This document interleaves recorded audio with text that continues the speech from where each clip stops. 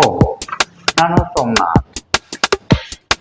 ಇವತ್ತು ಪ್ರತಿಯೊಬ್ಬರಿಗೂ ಅನ್ವಯವಾಗುವ ಒಂದು ಕಾನೂನು.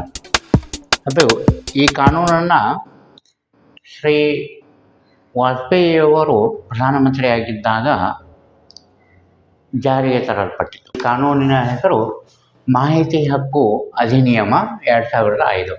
ಮಾಹಿತಿ ಹಕ್ಕು ಅಧಿನಿಯಮ 2005 ಸರ್ಕಾರಿ ಕಚೇರಿಯಲ್ಲಿನ ಯಾವುದೇ ಮಾಹಿತಿ ಪಡೆಯಬಹುದೇ? ಮಾಹಿತಿ ಹಕ್ಕು ಅಧಿನಿಯಮ ವರವೇ ಶಾಪವೇ?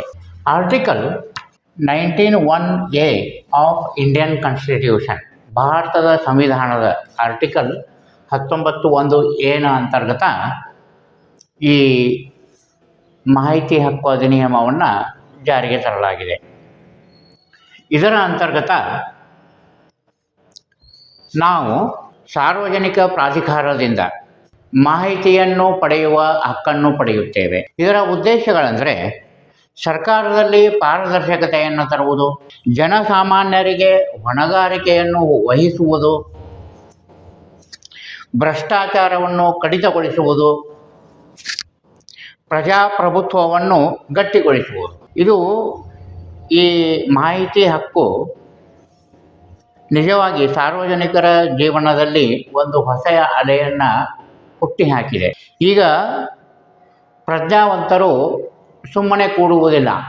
ತಮ್ಮ ಮನೆಯ ಎದುರಿಗೆ ರೋಡ್ನ ಕನ್ಸ್ಟ್ರಕ್ಷನ್ ನಡೀತಾ ಇದೆ, ಅದಕ್ಕೆ ಎಷ್ಟು ಖರ್ಚಾಗಿದೆ, ಅದನ್ನು ಯಾರು ನಿರ್ವಹಿಸುತ್ತಿದ್ದಾರೆ, ಅದರ ದೇಖರೇಖೆ ಸರಿಯಾಗಿ ಆಗ್ತಾ ಇದೆಯಾ ಇಲ್ವಾ, ಈ ಎಲ್ಲ ಮಾಹಿತಿಗಳನ್ನು ಪಡೆಯುತ್ತಿದ್ದಾರೆ. ಇದು ಒಂದೇ ವಿಷಯ ಅಲ್ಲ. ಈ ತೆರನಾಗಿ ಈ ಸರ್ಕಾರಿ ಕಚೇರಿಯಲ್ಲಿ ಕೆಲಸವನ್ನು ನಿರ್ವಹಿಸುವಾಗ ನಮಗೆ ಕೆಲವು ವಿಷಯಗಳ ಮಾಹಿತಿ ಇರುವುದಿಲ್ಲ. ನಾವು ಪೇಚಾಡುತ್ತೇವೆ, ಇದು ಹಿಂಗ್ಯಾಕೆ ಮಾಡಕತ್ತಾರ, ಹಂಗ್ಯಾಕೆ ಮಾಡಕತ್ತಾರ ಅಂಥೇಳಿ. ಈ ಮಾಹಿತಿ ಹಕ್ಕು ಕಾನೂನು ಬಂದ ಮೇಲೆ ನಾವು ಹಿಂಗ್ಯಾಕೆ ಮಾಡಕತ್ತಾರ, ಹಂಗ್ಯಾಕೆ ಮಾಡಕತ್ತಾರ ಅಂತೇಳಿ ಪೇಚಾಡೋದು ಬಿಟ್ಟು, ಹಿಂಗೆ ಯಾಕೆ ಮಾಡಕತ್ತೀರಿ, ಹಂಗ್ಯಾಕೆ ಮಾಡಕತ್ತೀರಿ, ಮಾಹಿತಿ ಕೊಡ್ರಿ ಅಂಥೇಳಿ ನಾವು ಲೆಟ್ರ್ ಬರಿಬೋದು. ಈಗ ಯಾರಿಗೆ? ಆ ಸಂಬಂಧಪಟ್ಟಂಥ ಸರ್ಕಾರಿ ಕಚೇರಿಗೆ. ಅವರು ನಿಮಗೆ ಉತ್ತರವನ್ನು ಕೊಡಲೇಬೇಕಾಗ್ತದೆ. ಅದ ಈ ಮಾಹಿತಿ ಹಕ್ಕಿನ ವಿಶೇಷತೆ. ನಿಮಗೆ ಅವ್ರು ಮಾಹಿತಿ ಕೊಡಲಿಲ್ಲ ಅಂದ್ರೆ ನಿಮ್ಗೆ ಅವ್ರ ಮೇಲೆ, ಯಾರು ಮಾಹಿತಿ ಕೊಡಲಿಲ್ಲ ಅವ್ರ ಮೇಲೆ ಅಪೀಲ್ ಹೋಗ್ಲಿಕ್ಕೆ ಬರ್ತದೆ. ಅವರೂ ಕೊಡಲಿಲ್ಲ ಅಂದ್ರೆ ಮಾಹಿತಿ ಕೊಡಬೇಕಾದಂಥ ಅಧಿಕಾರಿಗೆ ದಂಡವನ್ನು ವಿಧಿಸುವ ಪ್ರಾವಧಾನವೂ ಈ ಕಾನೂನಿನಲ್ಲಿ ಇದೆ. ಇದನ್ನು ಒಂದೊಂದಾಗಿ ನೋಡ್ತಾ ಹೋಗೋಣ. ಈ ಮಾಹಿತಿ ಹಕ್ಕಿನ ಅಂತರ್ಗತ ನಮಗೆ ಯಾವ್ಯಾವ ಹಕ್ಕು ದೊರೆಯುತ್ತದೆ? ಮೊದಲನೇದ್ದು ನಮಗೆ ದೊರೆಯೋದು, ನಮಗೆ ಬೇಕಾದ ದಾಖಲೆಗಳ ಪರಿಶೀಲನೆಯನ್ನು ಮಾಡೋದು, ಆ ದಾಖಲೆಗಳನ್ನು ಪ್ರತಿಗಳನ್ನು ಪಡೆಯೋದು. ಎಲೆಕ್ಟ್ರಾನಿಕ್ ಮಾಧ್ಯಮದಲ್ಲಿ ನಿಮಗೆ ಮಾಹಿತಿ ಬೇಕಂದರೆ ಎಲೆಕ್ಟ್ರಾನಿಕ್ ಮಾಧ್ಯಮದಲ್ಲಿಯೂ ಅದನ್ನು ಪಡೆಯಬಹುದು. ಮತ್ತು ಒಂದು ಆನ್ಲೈನ್ ಪೋರ್ಟಲ್ ಸೇವಾ ಜಾರಿ ಮಾಡ್ಯಾರ ಸೆಂಟ್ರಲ್ ಗೌರ್ಮೆಂಟ್ನವರು. ಇದು RTI.online.gov.in. ಇದು ಆನ್ಲೈನ್ ಪೋರ್ಟಲ್ ಎಷ್ಟು ಸಹಕಾರಿ ಅದ ಅಂತಂದ್ರೆ ಇದಕ್ಕೆ ನೀವು ವಿಸಿಟ್ ಮಾಡಿರಿ. ಇದರದ ಅಂತರ್ಗತ ನೀವು ಅರ್ಜಿಯನ್ನು ಸಲ್ಲಿಸಬಹುದು ಮತ್ತು ನೀವು ಸಲ್ಲಿಸಿದ ಅರ್ಜಿಯನ್ನು ಟ್ರ್ಯಾಕ್ ಮಾಡಬಹುದು ಮತ್ತು ಮಾಹಿತಿಯನ್ನು ಸಹ ಇದರಲ್ಲಿ ಪಡೆಯಬಹುದು ಮತ್ತು ನಿಮ್ಮ ಹಕ್ಕುಗಳೇನು ಅನ್ನುವುದನ್ನು ಸಹಿತ ನೀವು ಇದರಲ್ಲಿ ತಿಳಿದುಕೊಳ್ಳಬಹುದು. ಆಮೇಲೆ ಈ ಮಾಹಿತಿ ಹಕ್ಕಿನ ವಿಶೇಷ ಬಿಂದುಗಳು.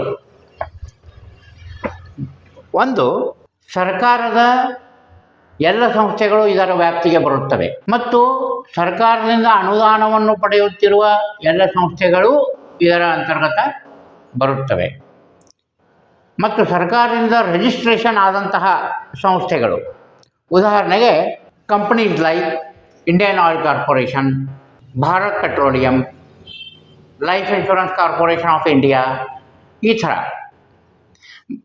ಸಂಸ್ಥೆಗಳು ಸಹ ಇದರ ವ್ಯಾಪ್ತಿಗೆ ಬರುತ್ತವೆ.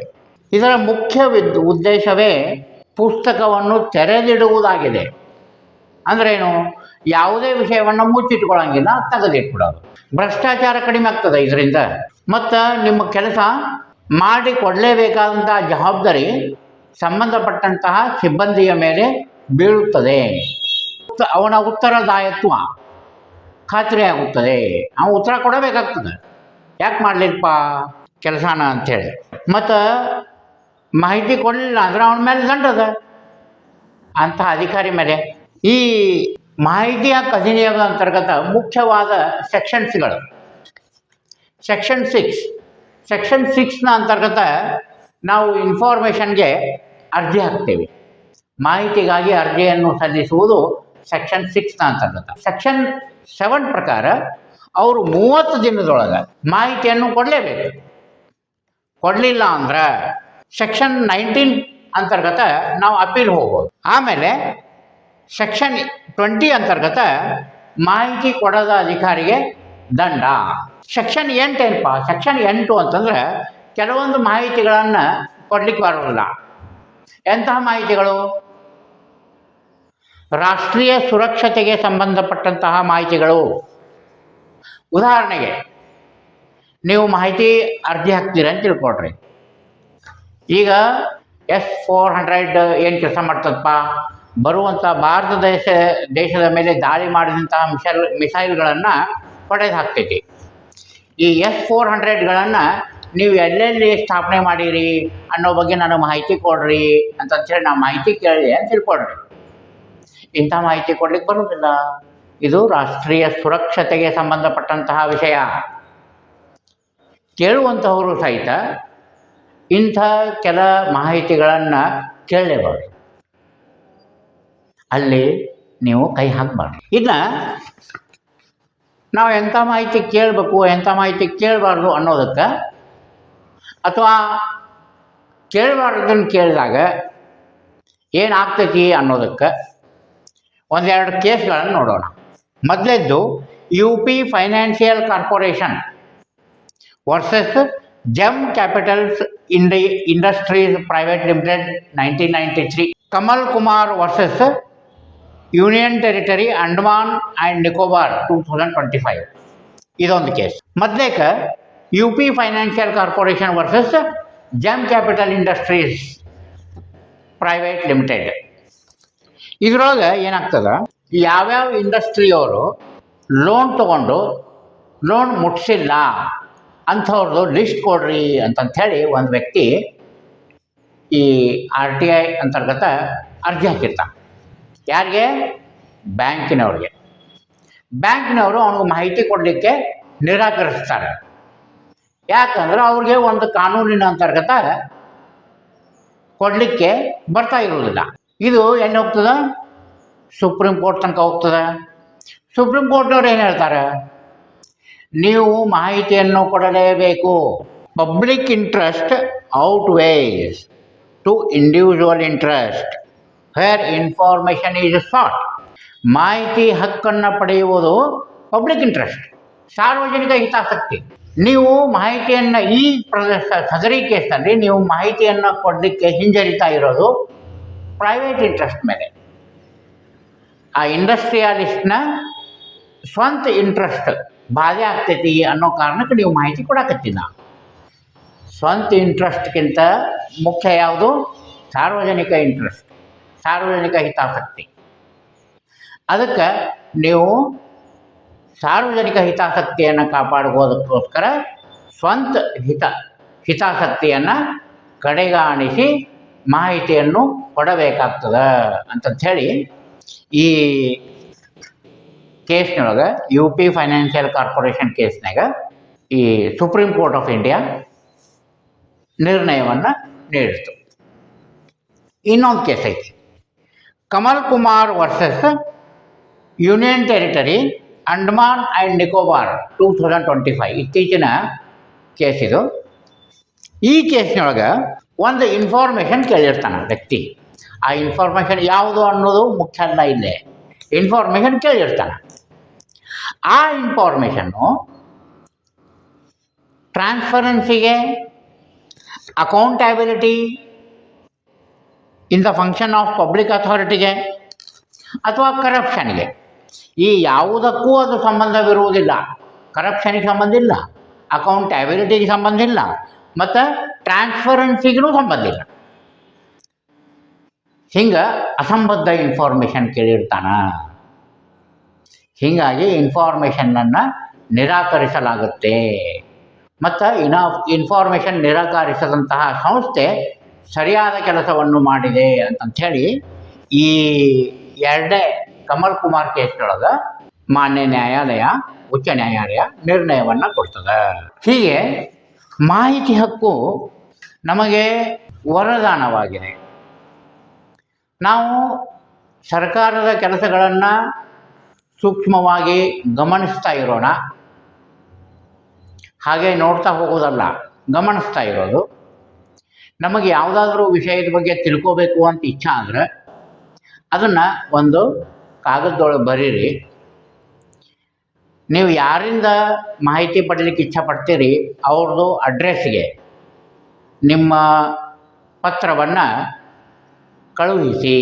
ಅವ್ರು ನಿಮ್ಗೆ 30 ದಿನದೊಳಗೆ ಮಾಹಿತಿ ಕೊಡಲಿಲ್ಲ ಅಂತಂದ್ರೆ ಅವ್ರ ಮ್ಯಾಗಿನ ಅಧಿಕಾರಿ ಅವ್ರಿಗೆ ಅಪೀಲ್ ಹಾಕ್ರಿ. ಇಲ್ಲೇ ಸಾರ್ವಜನಿಕರಿಗೆ ಬರುವಂಥ ಮುಖ್ಯ ತೊಂದರೆ ಏನು ಅಂತಂದ್ರೆ, ಮೊದಲಿಗೆ ಅರ್ಜಿ ಅಂತೂ ಬರೀಬೇಕಾದ್ರೆ ಅವ್ರಿಗೆ ಗುರ್ತಾಗ್ತದೆ, ಯಾವ ಸಂಸ್ಥೆ ಇರ್ತದೆ ಅವ್ರಿಗೆ ಬರ್ಬಿಡ್ತಾರೆ.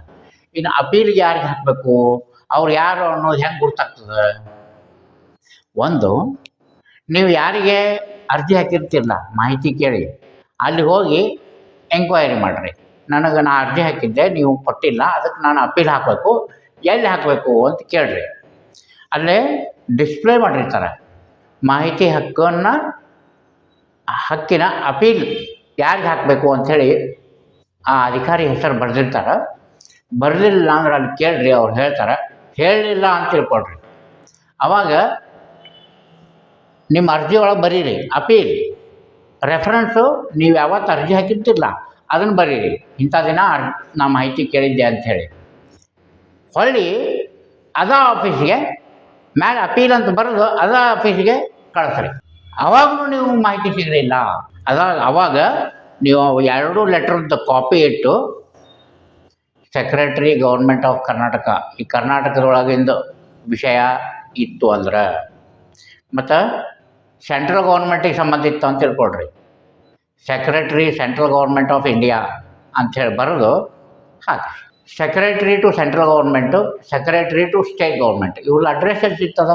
ಸೆಕ್ರೆಟರಿ ಕರ್ನಾಟಕ ಸ್ಟೇಟ್ ಬೆಂಗಳೂರು, ಇಷ್ಟು ಬರೆದು ಹಾಕಿಬಿಡ್ರಿ, ಅದು ಹುಡುಕೊಂಡು ಹೋಗಿಬಿಡ್ತದೆ. ಆಮೇಲೆ ಸೆಂಟ್ರಲ್ ಗೌರ್ಮೆಂಟ್ಗೆ secretary to central government of India New Delhi, ಇಷ್ಟು ಬರೆದು ಹಾಕಿಬಿಡ್ರಿ, ಹುಡುಕೊಂಡು ಹೋಗ್ತದೆ.